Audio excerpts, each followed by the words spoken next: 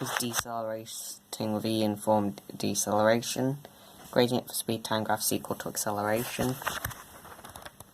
Pause here. So the deceleration is given as a is equal to a negative value meters per second squared, and distance is equal to area under the graph, total area under the graph. Gradient delta y over delta x, so just find a triangle, find the change in the y-axis, and always read always read off the values on the scale, find the x-axis and do delta y over delta x.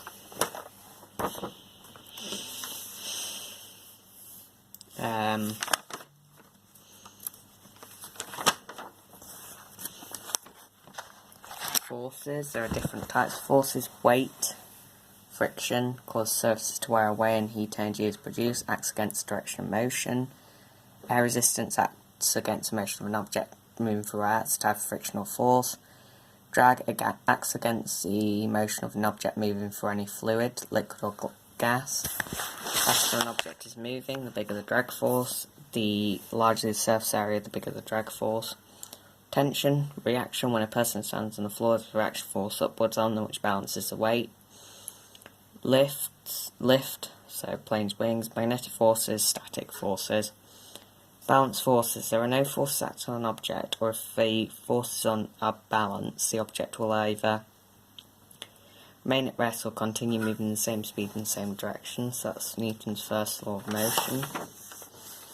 Unbalanced forces, when an object is acted upon by forces which are not balanced, it may speed up, slow down, or change direction. Newton's second law states that when a resultant force acts upon an object, it will accelerate, and the magnitude of the acceleration is directly proportional to the resultant force. Resultant force, or net force, is the overall resultant force acting on the object. So if we replace all the forces on it with one single force, so if there's 20 newtons, 40 newtons moving forward and 10 newtons moving back, the resultant force will be 50 newtons moving forward. So it's 20 to 40 minus 10. Verifying force equals mass times acceleration, or Newton's second law.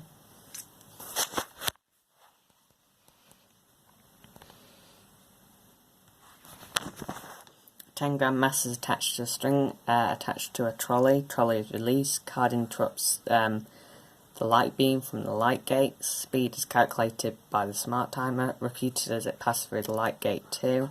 Acceleration displayed on the smart timer. Repeat another 2 times.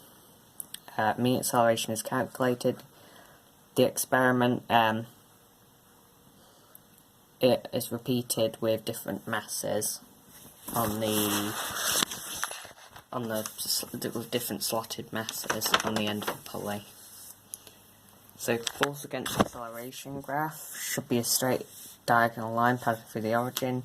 So force is directly proportional to acceleration. In fact, F equals ma. Resultant force. F is always resultant force.